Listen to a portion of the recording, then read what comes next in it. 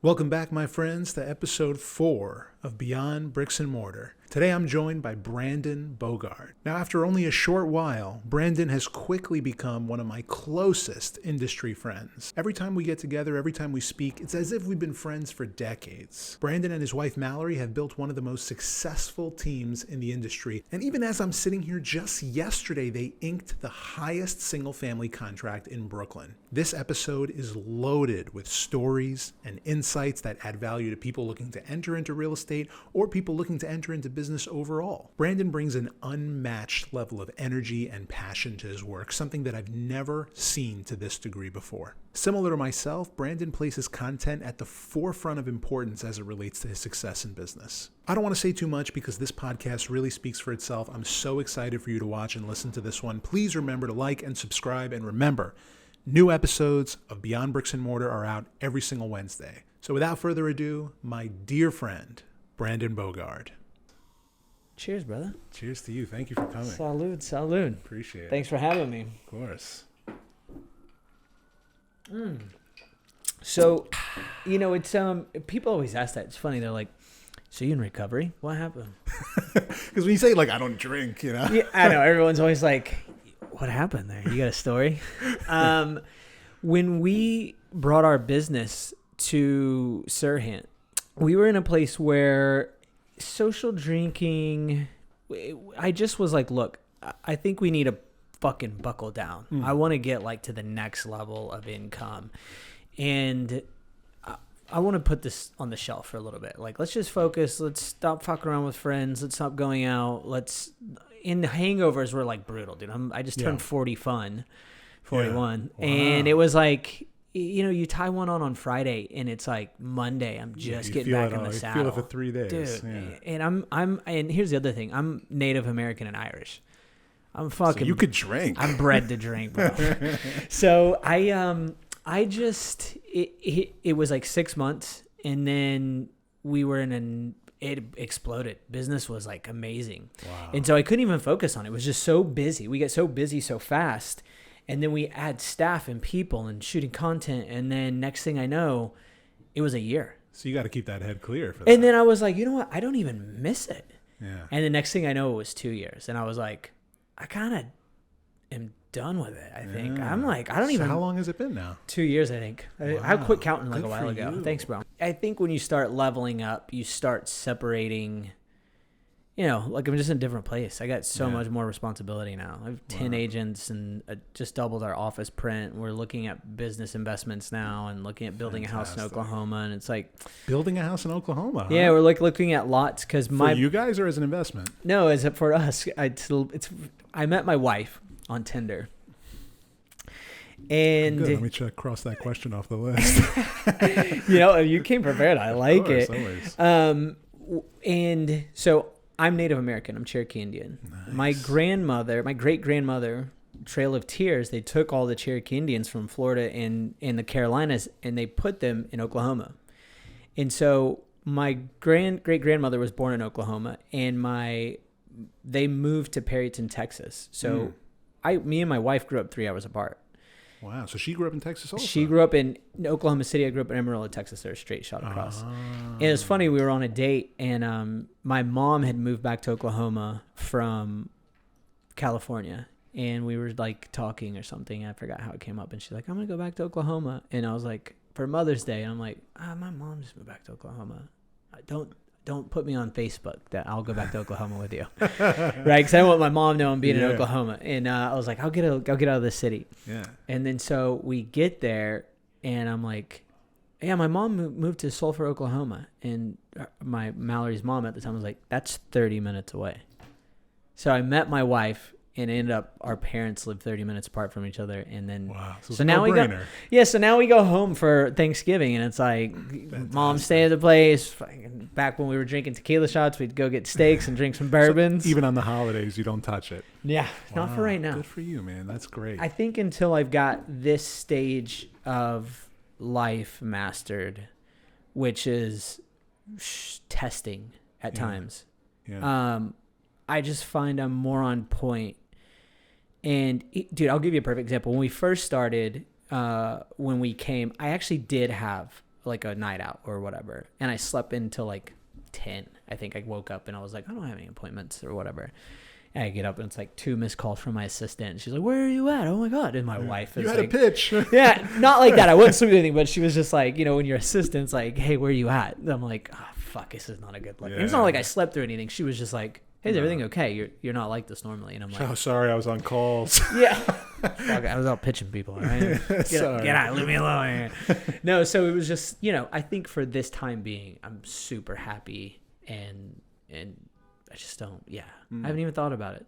And that's when people are like, hey, come for a drink. I'm like, I'll just bring my own shit. Because every time you coach, people go, hey, there's an issue? And I'm like, no, I still fucking sit down and celebrate. Well, when you asked me if I have ice, I thought that you were worried I was going to kill you with straight booze. Dude, the bourbon straight's perfect for me. Yeah, this thing is like, this guy recommended this bottle to me. It's 115 proof, cask strength. It's like his own barrel. That's amazing. It's like, all right, I'm into it. Anyway, but I won't tease you with it. But well, look, when we get to certain milestones, you'll be my first call. I'll be like, hey, brother, I appreciate that. Meet me downtown. It's time. We'll do some edibles together. That's right. We'll do the whole gamut. Yeah, for sure. All right, well, let's start with this then. You were born and raised in Texas. How'd you end up in New York? And is New York your home forever? Yes, for the foreseeable future. I think it will always be business, right? I think that as I'm getting older, I like time away. But dude, as like, are you born and raised here? Yeah, but I was raised in Long Island. Okay. I grew up coming to the city every weekend. Right. So that energy here is fucking irreplaceable. You can't find it anywhere else. Like, I lived in Paris. I lived in other cities. Did you? How long did you live in Paris for? On and off, like for work. Like, it wasn't like permanent, but like because you were in fashion stuff, and it's not the same. New York is like a beast, dude. Of course. You land down here, you're just like, oh my God. Yeah. You get you drive in and you see the skyline. It never gets old. Never. I've been here 22 years, and every time I fly back in, I'm like, what the fuck? This place is amazing. I say this all the time, that like the New York life is like a top 3 reasons. There's a top 3 reason why people decide to come here. You don't really find that for any other city. It's like, okay, maybe there's a work opportunity or there's this, there's that. But like most people decide to come here because they just want to be in New York. There's something about it. There's like a chase here that's like really, really, really addicting. Yeah, dude, it just fell into the place. I mean, it was like school, and then I just quit everything and came here. New York is a great place that we were just talking with this guy. We actually are listing this crazy property that Rihanna used to live in. Nice. That's owned by a really famous fashion photographer. And he was talking about how New York is a place where all the time it's right place, right time will fucking catapult you into a different trajectory. Right. Until then, it's survival mode, though. It's always survival mode. But the thing here is that there's so many people doing cool shit. And if you're just always looking for the next opportunity and you're that advantageous, it'll happen. Yeah, like for sure. So mine was how I got into real estate is I quit the fashion stuff and I moved to this new building in the Lower East Side. And there was this really cool dude who lived there. He's a big broker, and he still works at Sotheby's. And I had, I forgot how it all happened. I was just always well dressed because I had all this fashion stuff. You're always working well dressed. Thanks, brother. And I was looking for jobs at the time because I was like in between things. And he was like, "Hey, man," we were getting coffee one day, and there was on the Lower East Side on Orchard, and there was like this place that opened across the street. And this is before fucking the internet. This is still when you could look at the Times. Right. And you could like look for high profile jobs. And we were talking and I'm like, man, I don't know what I'm going to do, but I don't want to do fashion stuff anymore. And he's like, have you ever thought about doing real estate? And I'm like, the fuck out of here, dude. No, what are you talking about? And he's like, look, you're a charismatic dude. You're dressed well and you can hold a conversation really good. Here's my business card. You should think about it. And if you go get your license, I can help you out and get you a job. Right. So the girl I was dating at the time, her dad was one of the biggest hardwood importers for developers. So we went to dinner like 2 nights later and I'm like, hey, what do you think about me getting into real estate? And he's like, yeah, okay, whatever. And I'm like, well, this dude gave me his card. And he's like, give me his card. So he pulls it up on his iPhone and he's like, if this dude says he's got like $10 million listing, $20 million townhouse. And he's like, if this dude thinks you got it, take it seriously. Just do it. Yeah. So I was like, fucking done. Great. We went and got my real estate license, and that was 17 years ago. Wow, 17 years ago. 17 years ago. 2000. Damn. Has it been 16 years? You've been in the business for some time. Yeah, and it's ebbs and flows, right? Like, it was really of hot course. when I started, and I used to get a lot of business from Fashion Connects, and then, you know, times shifted, and I was like, younger. I kind of messed with some other things, and when you're young in your late 20s, one deal can be a lot of money. And so I didn't know responsibility. I just needed enough to pay rent and party. Yeah, exactly, You know? exactly. It was a different time back then. So how long into your real estate career did you and Mallory meet? And was she already in real estate as well? No, man. I met my wife. I was in real estate with another business partner. It was a long time, dude. I can't even recall. I'd been in the business for a long time. I'd started a real estate team with someone else. Well, he had a team, and I'd become one of the top agents on there. And we were basically almost partners. We were splitting a lot of things 50-50. And then as things do, relationships change, right? When you start listing a majority of the properties and you're giving half of it away, you start being like, what's the value at here? Yeah. So in that interim, I met my wife. Like, as this is happening, I step away and I'm like, hey, look, I want to keep 90-10. You do the advertising and I'll keep 90% and I'll list, and it keeps the GCI high and whatever. And my wife worked as a watch brand manager for a company, and she traveled internationally to all the big watch shows. Like, you're a watch dude, I know this. Yeah. But she used to go to Watch Basel. And when I met her, I was really into watches. And so I was like, you're going to Watch Basel? I'll come with you. And so I go to Watch Basel with her. And so it was our first trip together. So I go watch her deal with all these clients and all these booths. Patek Philippe's there. AP wasn't there, but everything. Hublot, Rolex. And so I'm like, dude, you're great with rich people. You would kill it in real estate. And she's like, I would never do it. And then how long were you in at this point? I was way into it. I think like 10 years. So she's been selling real estate with me for, I think, 5. So well past a decade into it, like established, right? We had a brand name in Brooklyn, but then her company got acquired by another one, like a merger. And so it was like, hey, be careful, because they trim the highest paid people generally are like the first ones to go. Right. And so I don't remember how it happened. You'd have to get the details from her, but she definitely. I'm going to be asking her to join me. Pretty soon. She's amazing, dude. She's amazing. But so anyways, the company laid her off, and she was going to start a watch brand. And she did a business model, was getting financing and stuff, and she went to school for business. So she got an MBA from OU. Is it MBA, right? Yeah, MBA. Master of Business. Yeah. And we don't have that. No, bro. And so she was like, dude, you're a fucking mess.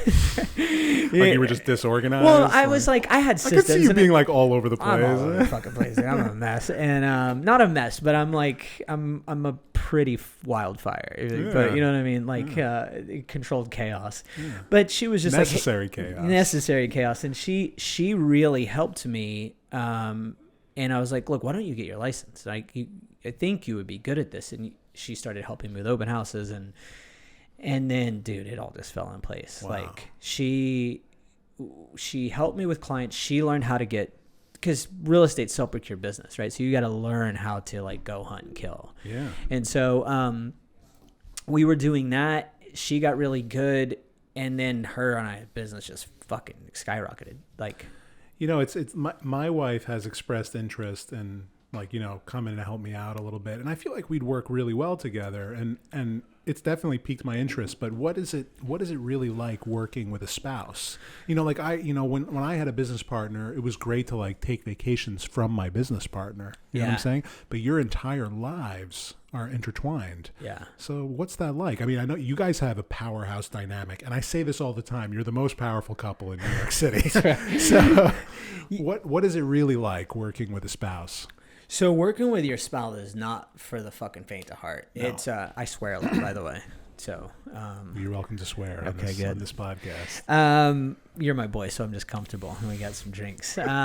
So it was a learning curve, man.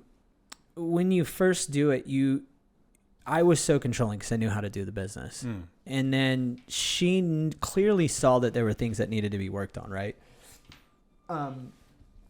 And so you slowly learn to let go of strengths and weaknesses. Like, it's tough because when you get a proof of concept, right? And then it starts working. And so then you also have to put rules around it. Like, hey, there's no pillow talk about real estate after 7:00. Smart. It doesn't always happen. That's Right. one of our biggest things is like, because we're on a trajectory, like, we just listed like 12 properties last week. So, wow. Yeah. And we just listed that new penthouse like yesterday. We got the paperwork signed today. I actually have it that you currently have 31 listings on the market right now. I think now 50 that are about to be on the market. My gosh. Yeah. You guys are crushing it. Thanks, man.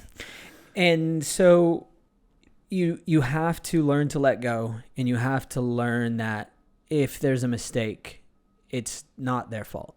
Mistakes are going to happen regardless. Right. And so you just then you become a unit. You stop saying, hey, you fucked up. We should have did it the way I said. We fucked up. We fucked up. Yeah. And so you own it collectively, and that takes away the separation. And then that also builds a thing like, hey, it's against us, everybody. Yeah. So if we fuck up together. If I was wrong, you're coming with me. If I was right, you're coming with me. Yeah. And if you're right, I'm coming with. And if you're wrong, The ship goes down, we I'm go coming down with together. You. We're fucking arm in arm. And that. we learned that together. But dude, the first 2 years was like the first year was like one of us is gonna go to prison for murder. I joke. It wasn't ever like that. The question is, who would be that person going to prison for Probably murder? Mallory. She goes, I would be dead.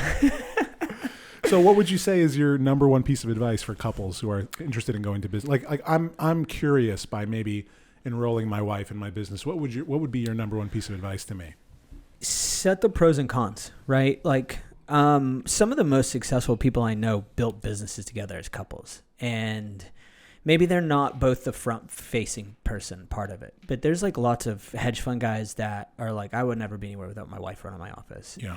Or venture capital guys, and you're like, my wife runs all my books, and she vets every person, and it's like, yeah, fuck yeah, she does. Yeah. I think women are so empathetic and analyze things so different than men. And like as a man, you're always like, yeah, I got that. I'll take the confrontation. I'll go out and talk to people, and I'll do business. I'll take the hard talks, no problem. And we overlook small things that should be communicated and analytical things like they have an outside perspective. Like for me, my wife, so I'm talking like this one situation, but I feel like I've seen this scenario in all aspects of life in couples. And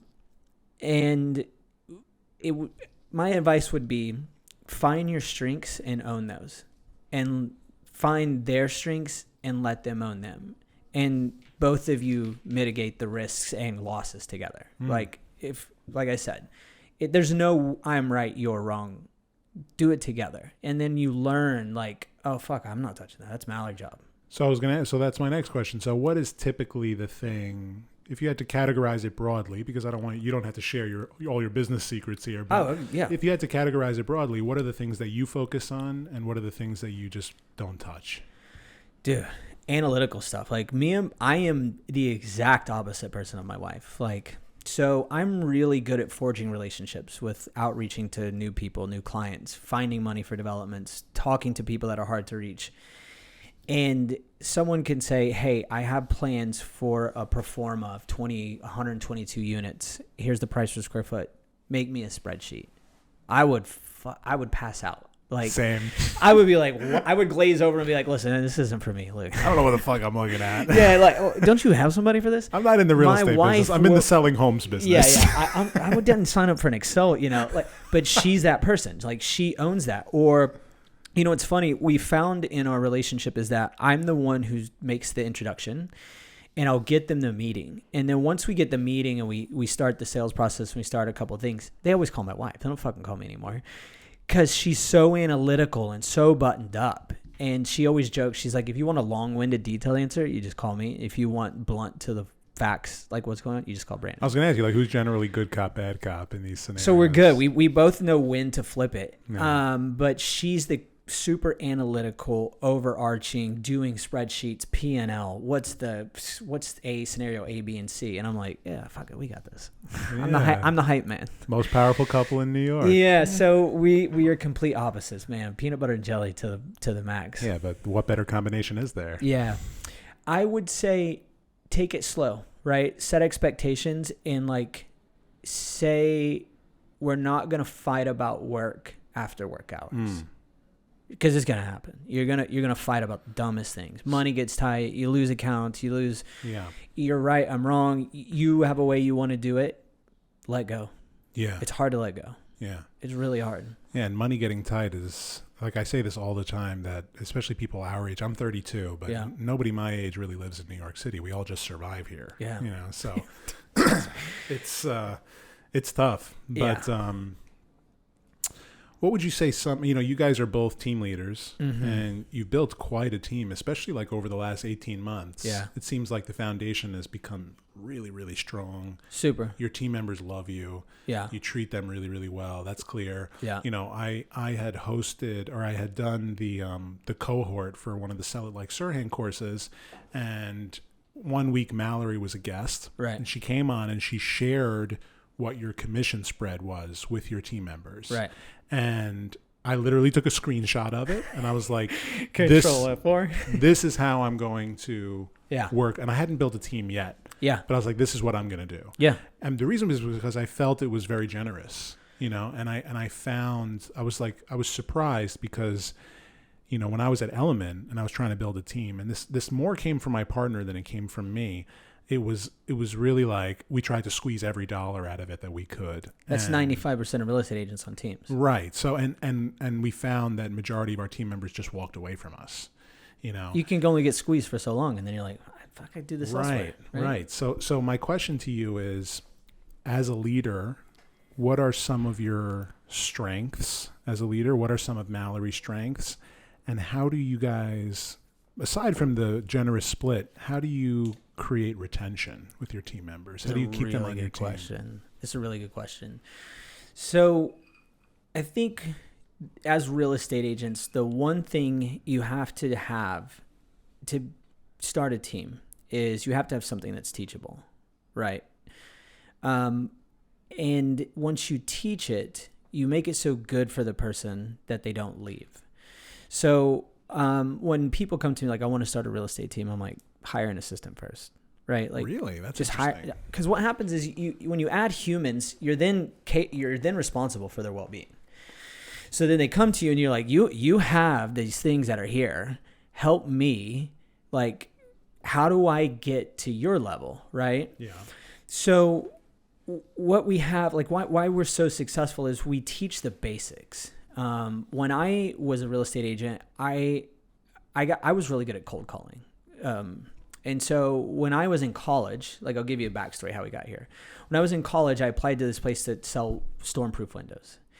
And these people would go online and fill out a form, and then it would come in a thing, and then I had this whole script. And I would be like, hey, Mr. Steve, how are you? And then it click. And so I did that for like months. And so you probably called the guy where there's no storms. Right, but the thing is they expressed interest, right? So I was like, there's got to be a fucking better way of this. And so I would just go and... Does this thing move? I can pull this up a little. You can adjust it if you want to make it a little higher. It's the big one. The big one? Yeah. And so I would just say to the guy, hey, listen, you filled out a thing online. You expressed interest in selling storm windows, right? And they'd be like, yeah. And I would say, hey, so look, if you had 10 minutes of your time to further that and see how we can save you money and costs on everything, and we also do the financing, and it's like a soft credit check, would that be 30 minutes worth of your time? So then my conversion rate like blew up. And so I'm like, oh, what I got to do is get to the point of why I'm calling these people. Yeah. And then let them decide if they want to talk to me. Yeah, put the ball in their court. Yeah, exactly. And so that's what I've now taught real estate agents is like the basics is if you can't interrupt, real estate is you have to be able to provide a service really well, number one. Number two is you have to find fucking clients. And so if you're not super wealthy and grew up with a bunch of wealthy friends, you have to find wealthy people. And how do you do that? You have to cold call them, right? And you have to interrupt their day. And so what we teach people is, how do you add value to someone? And there's multiple ways you can call these people, but we teach systems on what to say, how to say it, and then how to track that data and repeat it over a long period of time. So that's how I started a team previously. And so you see the culture of our team is like, we will teach you what to say and what to do, but we're very selective on the people we let in. Because in New York City, it's a fucking dog eat dog world place. It's hard. And so everyone's looking for the next best thing to better their situation. I don't want that. I don't want to help someone for the immediate future. I want someone that says, bro, I'm fucking lost and I have 10 years to dedicate to become super rich. Right. So you prefer to take on new agents? Well, we did. And now I look for underlying like characteristics of like, I don't know anything. I'll come here and do whatever the fuck you want for like however long it is. Yeah. And so when you get that person and then you teach them what to do and they start having success and you make it so good for them that they can't leave and you provide all of the tools, they were like, where were you all my life? Right. So everyone says, how do you create culture? You just dumb it down to cult. Yeah. How do you create a cult? You treat everyone amazing, respect them, and then make everything in their best interest and learn and then try to guide them in the thing that's best for them. Do you try to give your team members more freedom, or are you more of like a micromanaging leader? It's funny.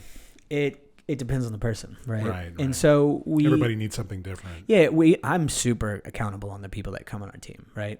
And they sign up for it. I tell them, I'm like, look, here's what we do. I'm on your ass. I'm gonna be in your shit, bro. And so we have a systems that we do and how we follow up with people. And if they say they're gonna hit certain things, we're gonna get after it. And then I'm gonna say, hey, you said you wanted to sell X amount. Where were you? Why are you not here at 9 a.m.? How many people did you call? Why are you not converting leads I'm giving you? If you don't convert leads I'm giving you, they're gonna go to someone else. And it doesn't get that far. Generally, you have like one or two conversations like, yeah, I'm being lazy. You know what I mean? Yeah. And that's my strong suit. And my wife's strong suit is helping them guide through transactions where I lose patience. Right? So my job is, she's very good with helping people purchase real estate. It's a very emotional process and it takes a long time.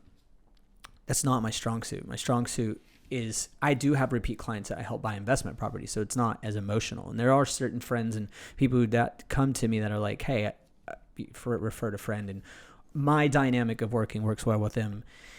But she's really good on teaching them how to navigate that long-term patience of helping someone and providing value through the whole process. So I'm good at teaching people how to be listing agents. She's really good at teaching people how to be agents overall. Does it make sense? Yeah, it makes a lot of sense. And then so these people are starting to become rock stars. So it's like what I wish I could have the patience and teach, she has, and what she's like, I can never do what you do, I have. And so with those two things, it's just, we're turning out rock stars, knock on wood. That's amazing. And would you categorize yourself as being more comfortable as a listing agent or a buyer's agent? I try to do both, and I don't want to say like it's not patience. But there's got to be one where you feel a little bit more listing comfortable. agent, 100%. Yeah, like yeah. I'm just better at like. Well, you're a marketer. Yeah, and then I'm good at navigating people and vetting them and letting them know when is the time to pull the trigger on the thing that's best in front of them, or do we have more time? Like this is don't swing in this. It's ugly. Give me more time. I'll make it happen. It's funny because like based on what you're talking about, it's interesting that you even chose to get into the selling homes business. It really is very different than the real estate business. You know, like in the context of commercial real estate, people make decisions with their brains. You know, if the numbers make sense, you do the deal. Yeah. But when you're buying a home, it's purely emotional. Super emotional. That's why like our target buyer is so important. You know, that person that really like walks in and falls in love with the space. Those are the people that pay a premium. Those are the people that pay over asking. You know? Yeah. So why selling homes? I don't know, man. I have got into it now, and it's such a fun business. Yes, it's amazingly fun. And I think the thrill of like, so I'm Cherokee Indian, right? Keep going back to this. I like the hunt and kill. Yeah. I like prospecting. You know, I like going after developers. I like talking to homeowners. I like getting into meeting new people. I like weird projects. I like designing buildings. I like all these things that come with it. You know, that's where I lose. That's not patience. I lose interest in the thing when I see 5 of the same places with someone and I'm like, this was amazing. And I can't logically, I'm not that emotional, right? I'm like, that was the amazing home and you passed on it. I don't know if I can help you here. Like, you had the greatest thing here, but for whatever reason, I couldn't see and I couldn't convince them that like, this was it. Like, this was a great deal. And so sometimes it's like, I'm better off to let someone else handle that so that it gets handled the proper way. I know my strengths and weaknesses. So I like, and I can know if I'm going to navigate with someone, I'm just like, hey, this person's amazing for you. You should definitely work with these people. My wife is definitely going to help you with this, find this process. Amazing. You should. Fantastic. And not me being like, bro, that's fast. What are you doing? Buy this fucking house. You know what I mean? Yeah, I'm with you. Oh, that's great. Does that answer your question? It does. Good. It certainly does. You've made video a very big part of your business model, especially, I've only been at Sirhan for about 18 months. Yeah. And of course, when I entered, it was very clear that you were one of the key players, and that's because I started seeing your content. Yeah. But it would appear that, especially recently, like content has become pretty much your everything. So my question to you is, at what point did you realize, or is there a moment in time you could pinpoint in which video was like, okay, this is it? Yeah, I could tell you exactly. So we were at another brokerage I went all on video doing sort of the tours without being on it because that's what struck to me. And then I was working in the fashion industry. I was always very aware of like what other people are doing, like what is style and like what captivates my attention, what pulls me in. And I just saw like people doing other things on social that incorporated video. And so I was like, this is it. I mean, and then I think we did like 1 or 2 property videos, and those 2 open houses, everyone came and said, I love the video. And I'm like, fuck it. Whatever it costs, we're going to do it moving forward. Right. And then I told my wife, I'm like, we have to get our own video person. And we were at Compass and they're like, we're not going to pay for it, blah, blah, blah. And then simultaneously we stopped seeing the value add in the company that we were at. And Ryan was talking to us and I was like, if that dude can do it, I can do it. Right. And then the thing is like to get yourself to a reputation of like where someone can see you and they know what you do. Right. So I saw this great comparison that really stood out to me. And this is why I wanted to do video. If you hold up a Coke bottle and put your thumb over the Coke, you know what that is. It's a Coke. Right. Sure. So if you hold up a Coke bottle and you cover the thing, you still know it's a Coke. If you hold up a Snickers bar and you have your thumb over the Snickers. Yeah. Right. So how do I get to myself where someone who sees me goes, oh, that's the top producing real estate agent. Yeah. And it happened to me on the train the other day. That's awesome. I walked on the train and some guy's like, you're the guy I see with his wife. I watch your YouTube videos. And I'm like, it's working. Yeah, no, those are very satisfying moments. And so that was it to me, is like, look, if I can make a postcard and send it out about something I sold, it's going to see 12 people and go in the trash. If I can make a video and put it on my Instagram and I can call 1,000 people and they Google me and they see it and it's their evergreen and they have 15 other ones to see, and then they also see that 2,000 random strangers watched it and it's evergreen, why would I not do that? Yeah. So that's what we went all in on it. And I was like, this is just where the world is. And if we can make entertaining stuff and captivate the brand, which we're always trying to learn, right? Yeah. That's what we're doing. I think that's been a huge challenge for me. In 2016 is when I discovered getting into video, and I started. I saw your YouTube channel. I'm subscribed, well, I scrapped most of it from history. There used to be like hundreds of videos on it. But in 2017 was when I started vlogging. I did 52 of these things. I did one a week, but I did everything myself. And it's actually still, I don't even know if I would call it a problem, but a problem for me is that like I love the process of storytelling and getting into the edit, that I don't want to surrender it to someone else. I sold an apartment to Casey Neistat and we were having a conversation about this. Whoa, that's legit, dude. I'll tell you the story. So we were having a conversation about this though. And he asked me, do you edit all your own videos? And I said, yes, I do. And he goes, me too. It's just not a skill I ever want to surrender to someone else. Mm-hmm. And I really connected with that. I was a big fan of his. Dude, I think everybody, everybody knows who that dude is. I saw him on the street the other day. Yeah. He was with his wife at the Tribeca. I was like, oh, fuck, he's taller than I thought. Yeah, he's jacked. Yeah, he's big. Dude. Yeah. On his YouTube, I'm like, he's got to be like a size of a skater, dude. And then I saw him. He is I'm a like, skater, dude. and then he was like, I was like, fuck, that dude's way bigger than I thought. Yeah. He's dangerous too. This guy did like martial arts and all this stuff. But when I, in 2017, part of the reason why I started videos because I was a big fan of his, and I loved his style. I loved like the selfie stick style, incorporating time lapses to tell stories, things like that. So that's the style that I kind of adopted, and I even got his same setup, the same this camera here. Yeah. This was like the first one I had, and then I added 2 more to the collection. But this is like this is exactly what he uses, or what he used to use, the Canon 80D. Yeah. And I would attach it to the same tripod he had, and I just went for it, and I started making these vlogs until eventually I was doing a pitch in Battery Park.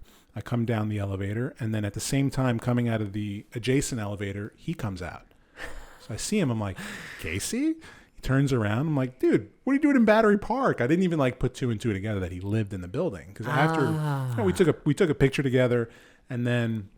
I'm like, I really get like, I get like starstruck sometimes, and like for him, like, my wife does too. Yeah. So I get starstruck, and he, I was always a big fan because, listen, my entire business model was like built around this inspiration. Yeah, for sure. So I found out that he lived in the building, and I was trying to sell a penthouse up top. And what I did was I sent a letter to his office and to his apartment. I went on Property Shark. I found out which apartment he was living in. And I knew that his wife was expecting another kid. Yeah. So I was like, great. Like, he needs more space. I'm selling a 3-bedroom. Like, let me see if I can get him into this one. So he actually came to see it. And at the time, it needed a gut job. And he's like, listen, it's too much work for us. We're not interested. And they were already thinking about moving to LA, and they were about to make the jump. So they ended up actually moving to LA. Mm-hmm. This apartment came off the market, and the owners decided, okay, well, we're going to renovate it top to bottom, and we'll come back to you when it's finished. You'll put it on the market then. Yeah. Okay, fine. So 18 months goes by. They gut this place out. It looks amazing. And I come in, and I immediately see the vision for the listing film of this apartment. I love when that happens. Yeah, you're like you could see it. You see the edit in your head, and you're like, I got this shit. Yeah, exactly. So what's going on here? So there's a great staircase that leads up to this big private terrace. It's like a private roof terrace. And when I was shooting, the sellers gave me 45 minutes to make a listing video. They're like, we're going to go out for 45 minutes. That's the time you have to do this. I'm like, hurry up. All right. So I'm doing this, and then 45 minutes goes by. Sure enough, they walk into the apartment right on time, and I see their little boy, and that's when the intro hit me. I'm like, let me ask you a question. How do you feel about, their kid's name was Oliver. I'm like, how do you feel about Oliver being in this video? They're like, sure, we love it. They put some clothes on him. I had this idea, and I started telling him, I was like, listen, Oliver, when I count to 3, I want you to run up these stairs as fast as you can, and my man Joe here is going to follow you all the way up. So he's like, all right, he's a little kid. So we did we only did 2 takes. Right. Ran up the stairs, and that became the video. The intro of the video is like a child running up the stairs and bursting out the door. And this was Battery Park, very family friendly. Super family. So I made this video. It was one of my proudest, and I put it up. I put it on YouTube. I put it on Street Easy, and then 24 hours later, I get an inquiry from Casey, and he's like, "I want to come see this apartment." Yo. Yeah. So he comes in to see it. Nice. And he shows up, and then after a few minutes, he looks at me and he goes, "I asked my bookkeeper to come here too. He'll be here any minute." I'm like, "Okay." His bookkeeper walks in, and he just goes, "Hey, how quickly can we free up $5 million?" Dear diary, jackpot. Yeah, exactly. So I was like, wow, this is a dream come true for me right now. I'm trying to not be so excited in front of this guy. Yeah. But this was a real full circle moment for my career. Bro, that is amazing. Yeah, well done. Thank you. That's amazing. So he ended up buying it. He paid cash for it. And that was a real triumph for me. It kind of validated everything that I was doing. But I still find that because I have difficulty surrendering, the edit and the skill, is that I allow a huge amount of my time to be consumed by production and content instead of business development and things like that. But I can't help it because part of it is really like my fulfillment. Creativity is like the thing I love to do. Like real estate for me has always just been a vehicle for that. You know, I don't wake up every morning and I'm like, oh, I can't wait to sell real estate. It's more like I can't wait to create. You know, selling homes is just what I do in that context. Yeah. So, dude, I think there's a way that you can still have your thumbprint on that editing process, because look, I'm a guy who has learned over time that done is better than perfect. Yeah. And now I say I like more done better than perfect. That's another problem. Yeah. You know, dude, like you let that get in the way of consistency. And look, this is that old saying that you've heard a million times: consistency beats intensity every time, right? So if you're trying to hit a home run every time, this is what I tell my team. I'm like, yeah, or because now we're doing like, you know, a lot of high producing guys call us from content and they're like, how can I have an hour of your time and buy an hour of your time to run some things? I'm like, yeah, for sure. So they'll run things by and say, you know, what do I do here? And I'm like, look, your job is to hit first base hits. You're supposed to get singles. On base. You're supposed to get singles over and over and over. Yeah. And how do you get 20 people to get singles? Because if you're just waiting for grand slams every time, you'll be there for fucking years, you know? Yeah. And so you have to me, like I learned to let go of the process now where we have like a vlog or something come out. I'm like, get it 90% done and send me the link, and then I'll tell you exactly what to change. And so how do maybe you could almost find someone and say, here's how I like editing. Get it 90% done, and then let me come finish it. Yeah, I have someone do my shooting now. You know, I used to shoot and edit. Oh, wow. But like this, for example, I shoot and edit myself. That's amazing. But the truth is, a podcast is easy to edit. You know, like I created this whole foolproof method in Premiere Pro to like that's amazing. Be able to bounce between speakers. So like the time that you and I sit down to talk and do this podcast, yeah, because I do very little editing, except that there's like maybe something you don't like, yeah, is the amount of time it takes to edit it. You know, so, and I see like, you know, I've seen people on Instagram, you know, famous podcasters that go through this insane process to edit podcasts. But I'm like, this is actually so much easier than people really think it is. It's because you know what you're doing. It's true. Yeah. And it took a long time for me to like really know what I'm doing. But at the same time, I'm going to bust another one. Do it. At the same time, you know, it's just something I really love to do. Like storytelling is a huge thing for me. I really love getting into the weeds of that. Dude, I mean, look, I saw some of your content. It's awesome. I think I hope you fucking lean into it more because you have a cool story. You're a class act, by the way. Everyone says that about you. So Thank you. I told a couple of people who's coming to do this, and they're like, I fucking love that dude. I'm like, I do too. You're like a jolly guy to be around, which is hard in New York City. Just in the world nowadays, there's a lot of negativity. You know, everyone's got an opinion about stuff. But I find that just, you know, doing the right thing is always the right thing. You know, you just got to be a good person. Yeah. You know, the rest kind of falls into place. You know, I mean, we all have to put our effort into it. You know, right. We all have to put in our effort. We can't just rely on our personality or, you know, our niceties. There's a lot of people doing that. Yeah. But, or looks. Or I find that like, you know, and I like similar to you, I really try to take on only new agents. Yeah. I like to train new agents. I think like mentorship is also something that's very fulfilling for me. I really, really enjoy it. I love it. But I find that such a huge percentage of agents who enter this business, aside from the fact that they think it's going to be a lot easier than it already is, they believe that their network is going to feed them immediately. But listen, like even your own family, you can't reasonably expect them to just put a listing in your hands if you have no experience, you know? So it's like, listen, I don't care if it's your uncle. Like you can't expect him to just give you his house to sell that he worked all this time to earn. Yeah. It's probably his most valuable asset. Yeah. You know, it's an emotional process. You just can't, you don't know what the hell you're doing. No, you know? You don't know what the fuck you're doing. That's true, man. How is your team going? I mean, you. I know that you have an addition. She's really rad. Yeah, she's great. You know, we're only a team of 3 at the moment. That's great. And I think that going into the new year, I want to expand more and more. But it's great. You know, again, I love being in the mentorship role and helping them with their book of business. I try to keep them as well fed as I possibly can. Yeah. I try to be as generous as I possibly can with the splits, and I think that's why they've been with me as long as they have up to this point.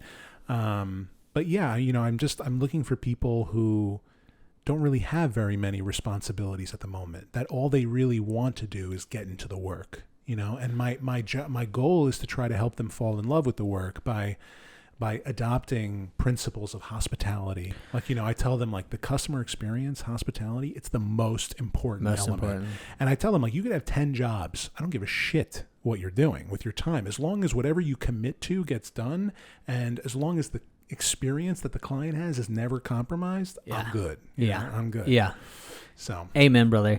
That's funny. We both discussed the book Unreasonable Hospitality. Oh, it's the Bible, dude. It's amazing. And it was funny. I was reading that, and I had this experience where I was at a place in Greenpoint, and they had like a QR code to scan for the menu, and it was like middle of the day, and I was on a business lunch, and I was meeting a developer, and it's like him, me, and Mallory, and this kid who couldn't fucking be bothered to come to the table, right? So I'm like. Scanning. What does that mean? He couldn't be bothered to be. He's just like he's on TikTok, and so I'm like, "Hey, mate, can I get during the meeting? He's on TikTok." No, the waiter. Oh, okay. Yeah, the waiter. Now so I'm like, "Hey, man, can I just get I'm old school. I'm like, can I get a menu? No, we only have the QR codes. I'm like, all right, fine. Okay. So I scan it, and there's no service. We're in the back corner of the place, and cell phone spotting in Greenpoint anyway. So I'm like, it's not fucking working. And then instantly, I'm like. How many times has this happened with QR codes of information in our listing? And how many times have I handed someone a ratty piece of paper that's been touched by a million other people? And how many times have one of my agents been on their phone and said, just scan it? And so I fucking audited everything. And I'm like, there's no more there was like a study, my wife, she showed it to me. Like, even when you're talking with someone and you have your phone in your hand, people already feel disconnected. That's from the Simon Sinek thing. Yes. Yeah. Wow. Good memory. And so we were like, look, showings are like, it's all about them. Like, you need to be able to have all the questions answered, or they have a book and everything's there. And if someone touches it and whatever, fucking throw it away. It's a fresh one every time, in a tote bag, in a folder. Answer the questions. If you don't know, get their email, follow up insistently, and make it amazing, and make sure they have every information about it. Like, make it amazing. That's the key. Like in hospitality, people just want to feel heard. They want to feel seen and understood. And, in the context of buying homes, like calibrating to the individual you're speaking to, I think that's a big thing, what Ryan means when he says close on day one. It's not about like actually closing the deal as much as it is like making the person feel like they would not want to work with anyone else. Like, you get them, you understand them. And setting expectations too. There's a restaurant by Gage and Tolner, and there's a guy who helps us all the time. And it's really funny because he always says the same thing to us, but we always sit with him all the time. And he goes, can I have both your names? My name's whatever. I think it's like Matt or something. And he goes, before I start, we're a steakhouse. Does anyone like steak sauces? I'm going to bring them all to the table before we order. And my job is to make this a nice experience, but I also need to be accommodating to other people. So if you need something, please raise your hand until you get my question, but be respectful. Now let's get to business. And so I'm like, fuck yeah. So, hey, if I need something, I don't feel like an asshole raising my hand. Yeah. And also, he set the stage of like, what do you need before I start? Like, do you need steak sauce? Do you need A1? Do you need silverware? Yeah. Do you need all this stuff? What do you like? Tell me so I can make it happen. Here's my name. Make sure you interrupt me, but respect everyone else here. And I'm like, that's amazing. It's like, what really pisses me off? When someone tells you not to eat ketchup with steak. I don't eat ketchup with steak, but my point is like, you're gonna tell me how to eat? Like, yeah, seriously. It's funny. People get away with. Oh, you're not supposed to do that. Shut the fuck up. Yeah, do your own fucking thing. You ever watch any of those like those shows like MasterChef with Gordon Ramsay or any of that? Yeah. So it's great when like someone puts a dish in front of him and they're like, I recommend you scoop the mustard first, and then he goes. He's always the same. He goes, "You're gonna tell me how to eat now? You're gonna tell me how to eat it now? I want to fucking hear it. Listen, let me eat the fucking bite, and I'll tell you how it tastes. And let's start there. Yeah. But yeah, hospitality, man. That's true. What kind of questions you got for me? Everything. I got a lot of questions for you. The townhouse video that you and I did, the tour, that was a lot of fun, by the way. You came to the Upper East Side. You know what? Go ahead. Sorry, I didn't mean to interrupt. No, please. It's your show tonight. You know what we had? So we're trying to be better content creators. So I hired a consultant to like audit our channel, and so we had all these like short form things, and then we had all these like vlogs of tours, and like we had this series we're called Behind the Bogard. So we're trying to figure it out. There's a couple of them there that whatever. But we have a new video person. We keep losing amazing video people to, how's my sound, by the way? You sound amazing. Great. You always sound amazing. So he goes on there and he goes, the algorithm is, you're fucking up. You have these short cinematic tours, but you have these like 20-minute other things of these amazing properties. Can all these? And I'm like, can the short ones? Yeah. And I go, interesting. Okay. And so I was watching my the analytics app, and then 3 days later I punch on, and that fucking thing had just started ripping. Yeah. And all the long form, they all started blowing I up. wasn't going to say this just to like, just to sound arrogant, but it happens to be one of your more popular videos on your channel. Yeah. So thanks Nate Black for from YouTube. I appreciate the advice, bro. So here's my question. Is there a particular property out of all the ones that you've sold and created content for that is the most memorable, the one that you'll really remember forever? Or if it's a better question, what's the one deal you feel like you'll always remember? There's a few. There's a few that I love that are huge wins. So here's a good one. One day I was hungover and I was at home, and my wife was working with these amazing couple. Cheers, cheers, mate. All right, Ian. So I'm laying on the bed, and she's like, "Get your ass up and come do the showing with me. We're gonna go to Carroll Gardens." And I'm like, "Fuck." What time was it? Like 11? Yeah, dude. I was like, I want some ice cream. And she goes, come meet. I forgot their names. They're amazing people. And she goes, the wife loves you. Come, we'll have fun. And we'll go get ice cream after. And I'm like, all right, fuck it. We'll go. Can I get margarita too? Can I get a Bloody Mary? Yeah. So we go and we're looking at this penthouse in Carroll Gardens, and I'm sweating. I'm hungover, and I'm like, God damn it. And I look over, and I see these guys slabbing in through the back of a townhouse, these huge fucking slabs of marble. And I'm like, this is right when we first started working together, and we started taking off. And I'm like, oh shit. They're making something nice over there. They're making something fucking real nice over there. So me being my fucking eagle eye, I'm like, hey, you guys go to the next spot. I'll catch up with you. So I go and I walk around the front and I take photos of the permits. I go on Property Shark. It's a website where you can look up homeowners information. And I called the guy and I said, hey, I was showing a penthouse the other day. I see that you guys are building stuff here. And he's like, yeah, we have a broker. And I'm like, okay. Of course, everybody's got a broker. Why don't you let us come see it? We have a buyer. And he's like, well, that one's going to be $5 million and this one's going to be $3 million. And I'm like, okay. Yeah, so they're not that buyer. But we have a lot of other buyers. No, we have a broker. Okay. So I just stay in touch. I stay in touch once a month. 6 months later.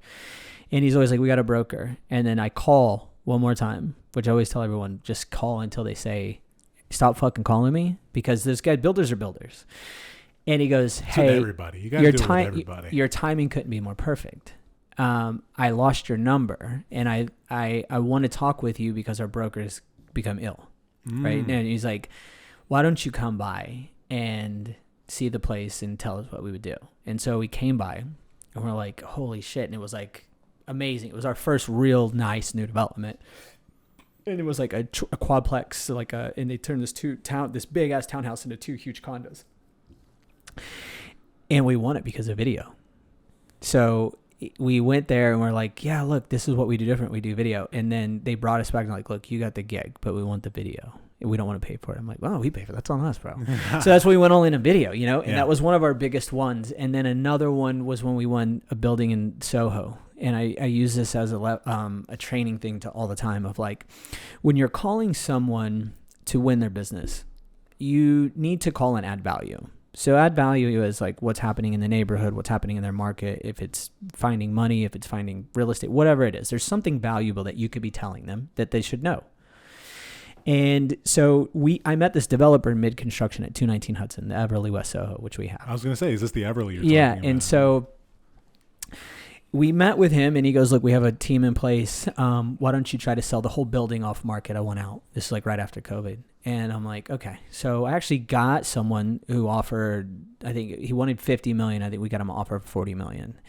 And he's like, it's too low. We're going to finish the project. Kick rocks. And I'm like, okay, fuck it. So I'm like, I kept calling him periodically. And then I saw that the building went up. And so I'm like, hey, here's how many condos sold this week in your neighborhood. You don't have any contracts. Here's how many condos sold in your neighborhood this week. You have no contracts. And I called him, texted him, email for 52 weeks. a year. And twice he answered.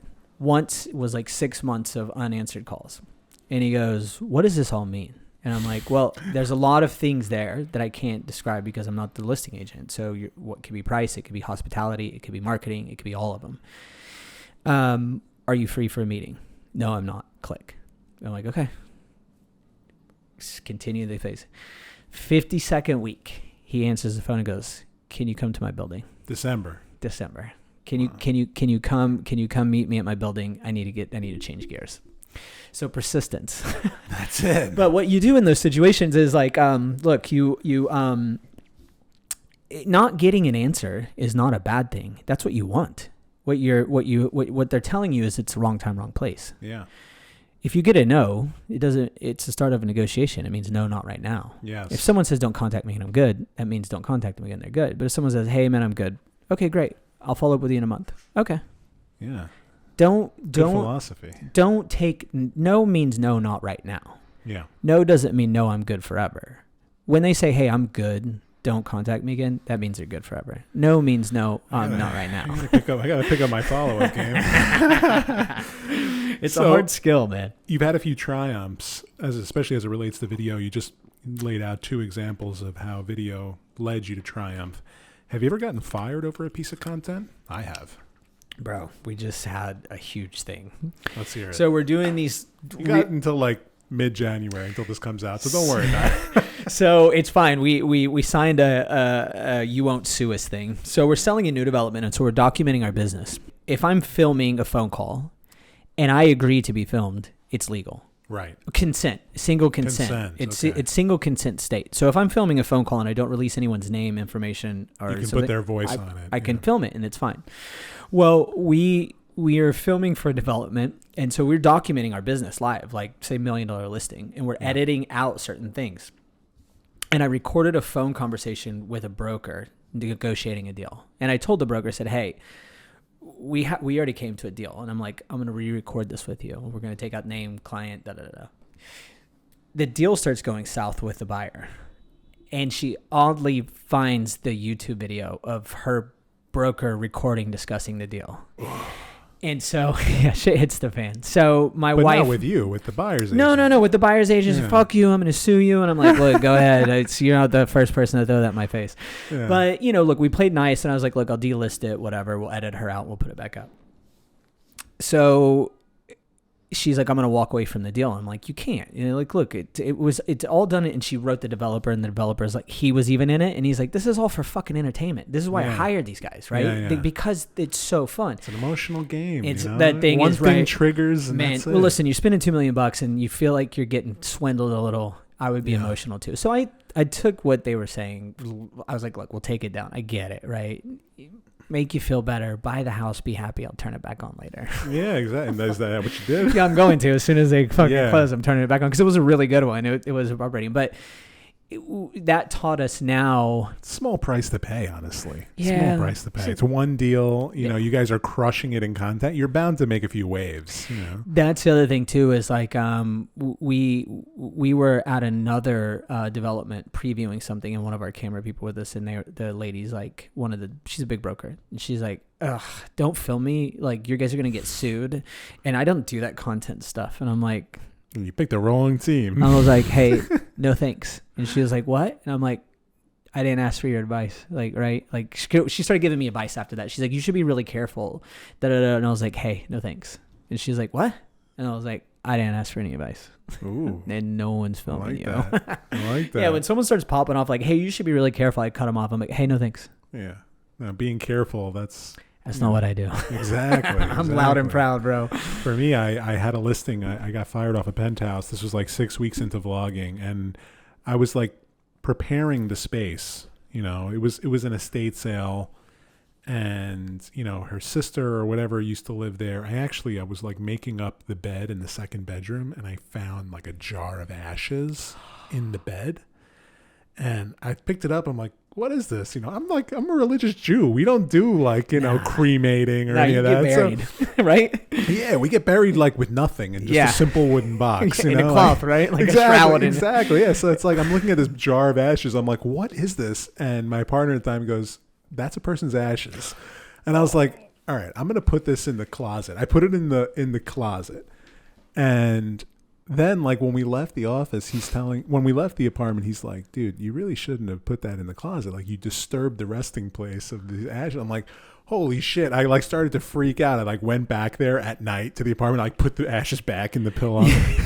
But that's not even what, like, you know, what happened was, like, I was like, I did, like, a time lapse of me, like, reorganizing the space a little bit. And there's a moment where I, like, found these creepy looking dolls and I, like, made fun of them at the camera. Ooh, and that was it. They like, didn't the like seller it. saw that and she wrote, like, a scathing letter to our managers, to everything. Like, I can't work with these guys and this and that. Those were our special dolls. New York's full of kooks, man. Yeah. So listen, weird. Full of kooks. I'm with you. I'm with you on that one. So we got threatened to get litigated, but we took it down. You'll be fine. Yeah. I'm going to make more. All right, let's move on. Of all the listings that you have right now, which one do you think is the most challenging sell and why? We have a townhouse in Tribeca that's super amazing property. And it's just the owners have super unique taste. They're European, Asian and European. So you have a mix of world cultures in renovation. And to me, it looks like a house out of Monaco. Like, it just, so you go in there and everybody likes that. Exactly. Yeah. Especially in New York, people want matte, white, fresh, new. And it's amazing. It's huge. It's so much to wrap your head around. And so when I go in there, I'm like, man, this place is amazing. We got really close once. I know which one you're talking about. Yeah, it's got 30-foot ceilings. It's amazing. But the world's different, right? I need a really rich European. It's just gonna take time. The townhouse on 61st Street took 15 months, and when we ended up selling it, it was over ask, and we closed in 2 weeks. Dude, like that's what I tell these people. Know. And that was to a European too, by the way. See? But that house had the similar type of challenge where it was all millwork and wood, and it was gorgeous and stunning. That house is amazing. Not everybody's taste. Well fucking done, bro. Thank you. Patience. That was the craziest deal I ever did, though. I was like, how did you guys not sell that yet? And then some dude walked in and was like, yeah, I'll give you 16 mil plus 300. Yeah, dude, everybody was asking the same question. Like, how have you not sold this house already? We showed it like 50 times. Wow. It was nuts. I noticed that you recently listed at 200 Central Park South. And, if I'm correct, most of your business has been condos, townhouses. You've done a shitload in Brooklyn. Yeah. But this type of co-op is not your everyday product, for the Bogards at least. Yeah. So my question is that something, does it feel like it's a little out of the ordinary for you, or is it just any other listing? Because I'm assuming you're going to have to go through quite a process to unload that thing, even when you have a contract signed. Dude, it's been daunting. It's that's the fun part that I love, is like, how do we identify the people? How do we buy metadata and get this in front of people? How do we pay for YouTube pre-roll ads and get them in front of people?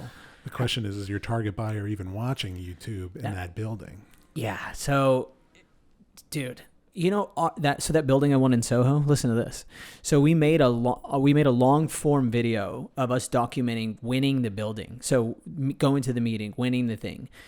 And the first buyer, when we put the building on the market, watched the property tour. Then it was on my YouTube channel, watched the vlog, and called my wife out of the blue and said, I just watched this video about how you guys won this building. I love you and your husband.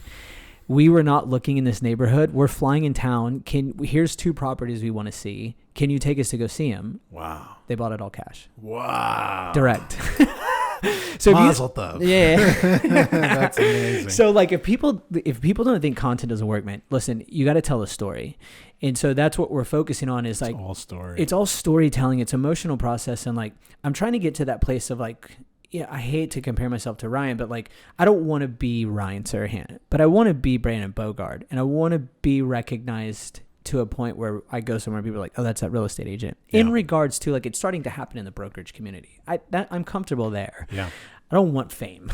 Like, I like my privacy and like going to dinner without people asking for photos. But fame is still a bucket that we all try to fill. Not like fame in its raw form, like not like we want to become famous, but You need to be known. You need to be recognized. That's a better phrase. I want to be known for the profession of what I do. And I want to be known big and maybe nationally. And so that's what we're trying to, the Snickers thing. How do I walk into a room and like, that's Brandon Bogard? Yeah. So they know immediately. Yeah. Oh, fuck, the Bogards are here. That's what I'm trying to get to. So let me ask you this. What was the biggest mistake you ever made? Oh, dude. You got all night? I mean, there's a ton of them, man. First one that comes to mind. Or if you want to think about it, I can move on. No, this is a good question, dude. I wish, I'm in the place where I'm reading lots of philosophy. I'm a big reader, and same. I love reading, and I've been really into stoicism and like trying to understand life and navigating it as I get older. Because life's amazing right now, and I worked my fucking ass off to get here. My one regret is that I fucked off a lot of opportunities when I was younger. I really didn't take advantage of things that were right in front of me. But everything happened the way it was supposed to. Exactly. It always does. And so I always put myself on the brakes when I start thinking of like, man, I should have did that. It would have been so different. And I'm like, oh, I'm actually in an amazing place. So those are the things I weigh on of like, I should have did that different. Wait, I'm here because I made the right decision. Yeah. Right. You know what I mean? Yeah. So that's the only thing is like, there are big opportunities I fucked off, like big ones. There'll always be more. C'est la vie. Look, it taught me how to not fuck them off. So now when I see him, I grab him by the fucking headlock. I'm like, listen, we're getting into this. Yeah. Now it's a drop in the bucket. So now it's a drop in the bucket. That's it. All right. My next question. If you had $1 million in equity to put into something right now, what would you spend it on? Weed. I'd buy into a weed company. You think so? Yeah. So the next thing is like, we're getting pretty successful in real estate. Like we're doing very well. And we're working with developers and they're asking like, would you be JV partners? And it's like, that doesn't move the needle, right? I'm like, I'll just sell the project. Let me do that, right? That doesn't excite me, like building real estate, unless it's for me something to live in. What's the next venture that's like repeatable? Like if you watch content on like billionaires, they get billionaires because they get into things that people do all the time. Yep. And to me, I'm like looking at things that are still uncharted that big money's not into yet. And so one of my friends actually just bought me, shout out to my boy Sean. He's getting into, they're raising equity for a grow / edible / dispensary in New Jersey and then New York State. And we're looking at it pretty serious. It's a lot of money. But how do you compete with all these bodegas and all this, all these stores? Regulation starts at some point, right? So then like they don't give a shit though. If a cop comes by and confiscates $10,000 worth of product, okay, the next day they got, more. Yeah. So I don't know, but the thing is I know that like at some point big tobacco or big companies are going to come in and acquire. Because it's the golden handcuff rule, like, right? When you get acquired, you don't leave the business. Yeah. You're like, hey, this was really good. I want in and I'll buy you and you keep running it. Here's your whatever millions, and then here's your $1 million year salary. Keep it up for the next 10 years. That's interesting. And it really came to you fast, that answer. It's like, it's on my table. I just had an NDA to like go do the meeting like 2 days ago. Wow. Yeah. That's really interesting. Yeah, I feel like it's a business I'd be interested in getting into too, because I feel like I understand the product. There's a great memory I have. There was like one morning I turned on CNBC and the news headline was, Berkshire Hathaway has just acquired Heinz.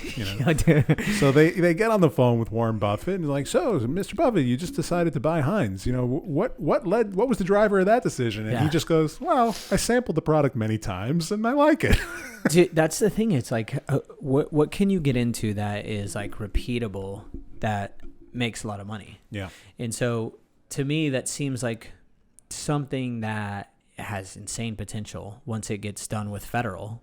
It's going to be acquired by 3 or 4 huge It's going to happen. It's going to happen. And how do you get a part of that before the fucking avalanche hits? You got to get in on this. So it's a scary thing because the equity share that they're offering is not, I'm like, bro, this doesn't make any sense. But then they're like, well, Tyson's thing got acquired for that, and I'm like, that makes a little sense. It's like it's big numbers, and so it's like it's just I'm trying to look at like something. I don't want to be stupid rich, but I want my biggest concern to be what I'm gonna have for lunch that day. No, I hear that, and I think that it's interesting. Like the more you go deeper and deeper into your content sphere, And the bigger you get in real estate, the more attention you will call to this next venture. Right. You know, so I think like when time comes for you to sell whatever your next venture is, everyone's going to know who you are.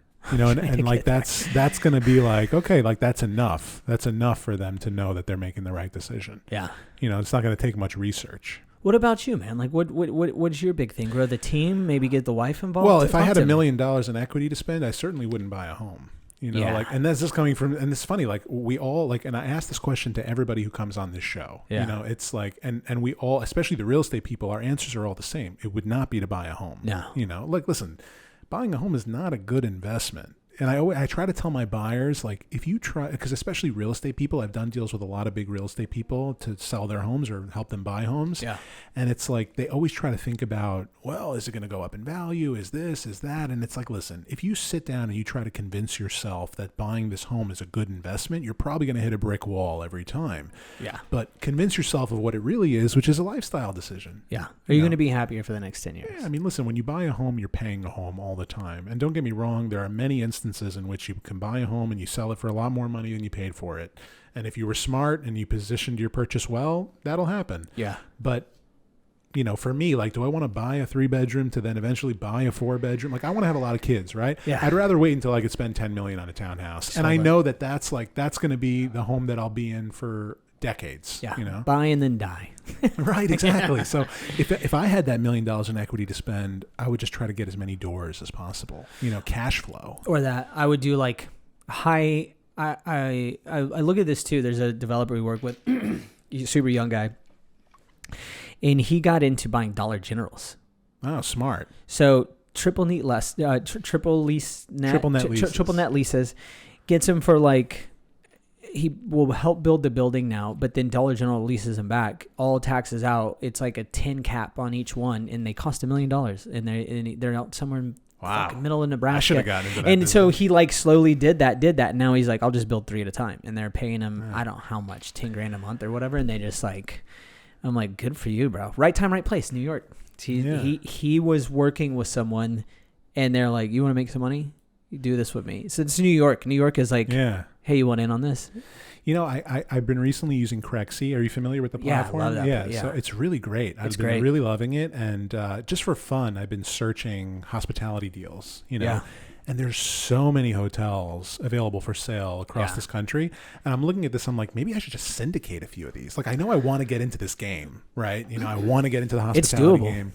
Maybe we should look at some deals together. Hey, listen, I'm all for it. You know, because like real estate brokerage isn't forever. It's exhausting at some point. Yeah. Like I do love it, and I think next for me maybe a little development, maybe keep the team going for as long as I can. And I think you'll always have your hand in it. I think so too. Because also, did we talk about this before? I think we have. But I think, listen, selling homes, each home is its own creative project, right? So you can always have your hand in it. You can always get a phone call of someone like, oh, I have this home. Can you help me sell it? Like, sure, I'll get in on that no matter what else I'm doing. You know, but, you know, there'll be a time in which you're not trying to chase new business anymore. You're just going to work on whatever comes to you so that you can work on your other ventures. Yeah, because it's fucking exhausting, dude. Yeah. I got 2 more questions to wrap it up, and then I'll get you out of here. I'm good on time. Okay, good. So you're a watch man. So am I. We've talked a lot about watches. Yes, sir. So we're just going to get into a little bit more of the things we love in life. I love it, man. Yeah. So what are like your top 3 dream pieces? I see you're rocking your Hublot now. I notice you change that strap pretty often. I do. You know, I love these watches. I bought all mine in like milestones. So this is the 42 all black ceramic skeleton flyback chronograph. It's an amazing timepiece. And I bought this one when we hit our first $1 million. Nice. Yeah. And I have another one. We have the same one, the classic fusion chronograph. I bought that one when I got engaged in my wife bought me that one when we got engaged. and so the Rolex I got when I got married, I got the 42 Sea Dweller 50th anniversary, which is amazing. And I got the IWC chronograph for my 40th birthday, the Miami one. It's all Miami green. It's the F1 Mercedes AMG collaboration. It's amazing. My wife bought me that one. Nice. It's funny. She got it really good. We were at home and I saw the news press about it coming out. And I was like, I'm gonna buy this watch. There's limited edition, so let me get this. And she's like, I need you to take care of something. I'm like, okay, I'll run to the store. I'll come back and I'll get it. I come back, it's fucking sold out. And I'm like, motherfucker. All right, it wasn't meant to be. I'm not going to stress about it, right? I don't need to go drop another 10 grand on a watch, right? So it comes around like springtime, and I'm like, I fucking should have bought that watch. And I kept bringing it up, and she's like, all right, shut up and go in your dresser in the bottom drawer. And I'm like, you didn't. She's like, that's why I told you to hold it in. Because I kept bitching about it. I was like, wow. So I was like, you bought me the fucking watch. She's like, I bought it like the day it came out. Best day of your life. She was like, I didn't need you to buy two. She was the reason it was sold out. Yeah.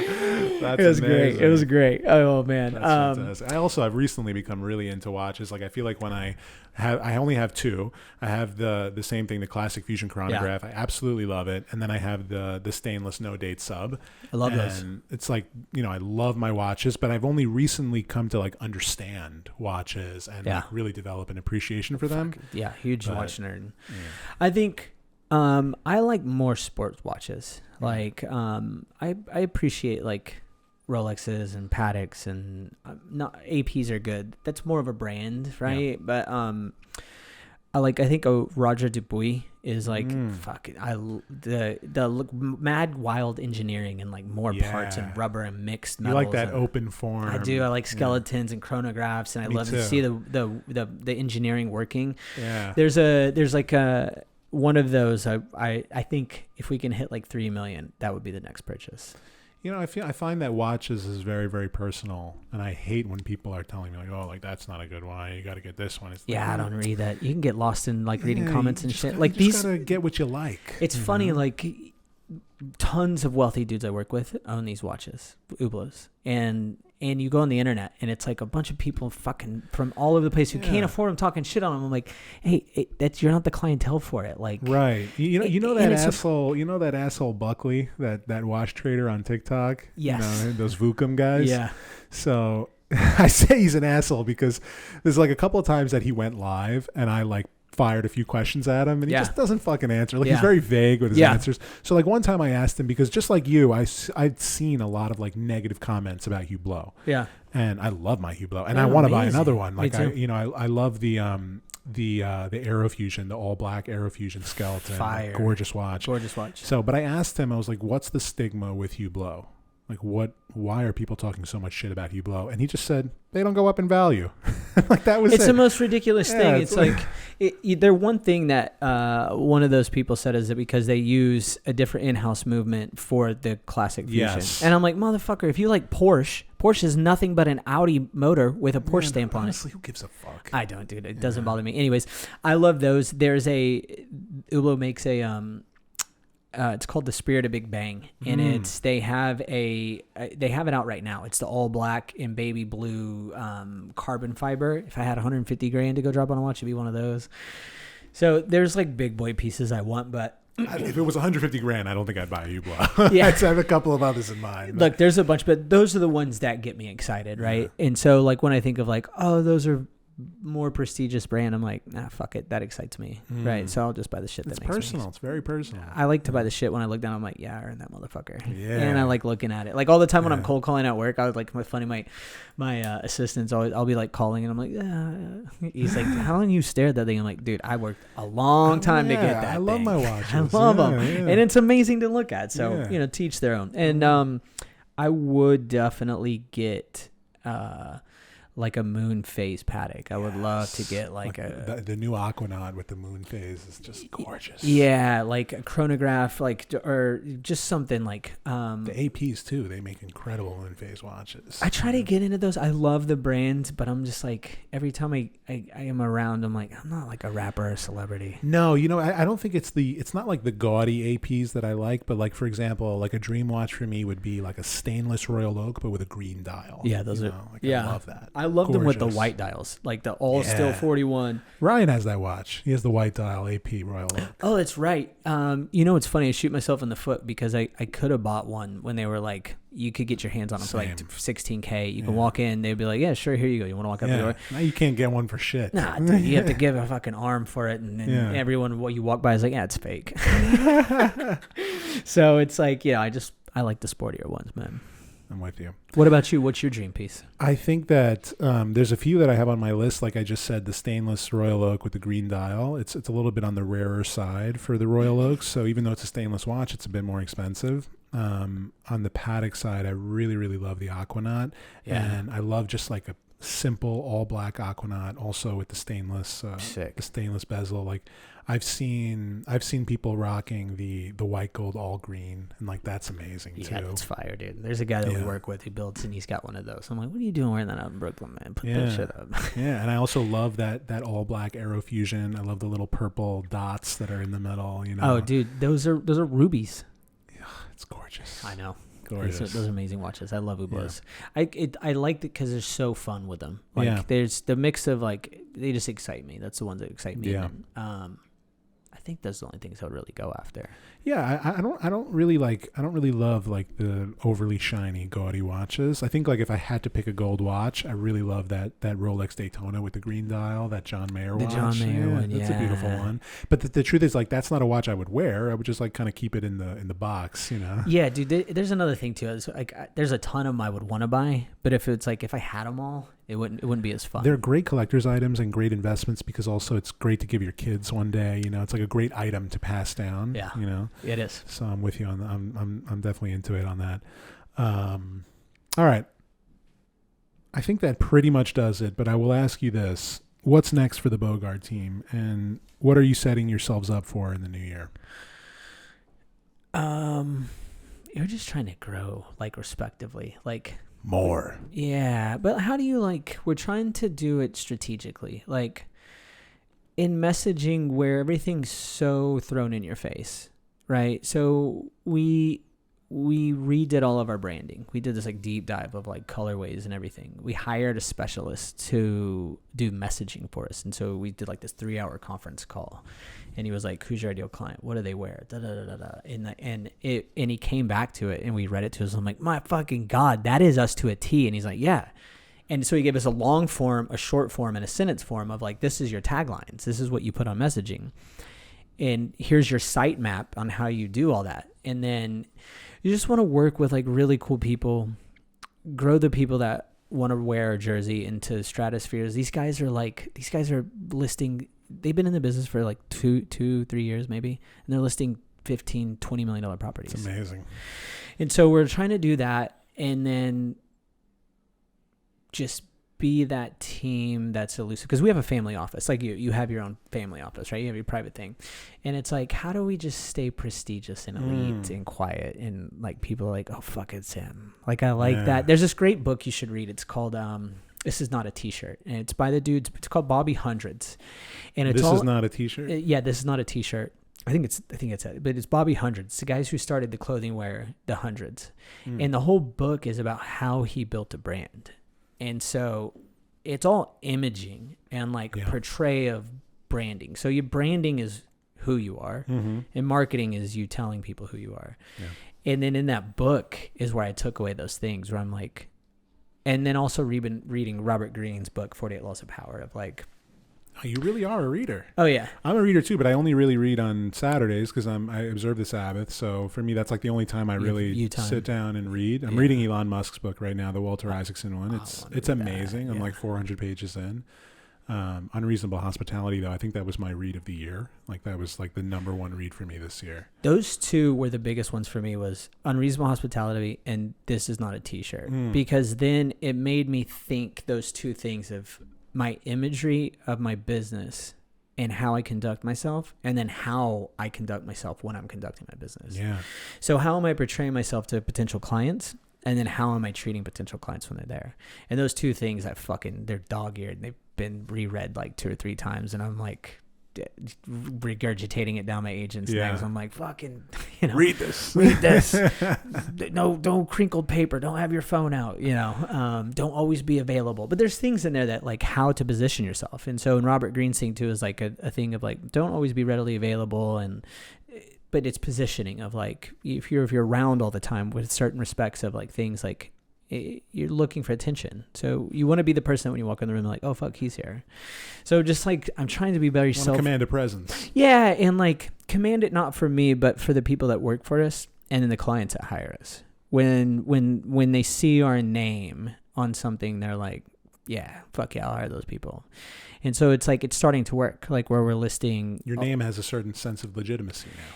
Yeah, so when we go, like I'll tell you, we just listed 2 properties. That townhouse is 17.5, and then this penthouse that Rihanna lived in is, and then a couple other. They're all listed at 6%. So people are like, yeah, look, we want to do 5 or whatever, and I'm like, that's fine. You can definitely do that, and someone will do it for you. You get what you pay for. I don't even say that anymore. I'm like, look, here's what we charge, right? This is us and what we'll do. And if things don't work out, we can cross that bridge and renegotiate it later. But for right now, it's 6%. That's not negotiable at this time. Fantastic. I feel like I learned a lot in this conversation. You know? I hope, man. Was this good? Was this good? This was fantastic. This was awesome. Really, I can't thank you enough for coming on and doing this. I think that your voice is such a value add to the listeners. So. Oh, thanks, bro. I'm just trying to be me. This is fun. I wish we could do this for like. We'll do a round 2. Oh, dude, we'll do awesome. A round 2. This is only season 1, baby. This was awesome, bro. Congrats you. On this. Thanks for having me at your office, sir. Appreciate you, brother. My man. All right. Thank you, sir. Dude. It's weird. It's weird hearing your voice that good and then coming out like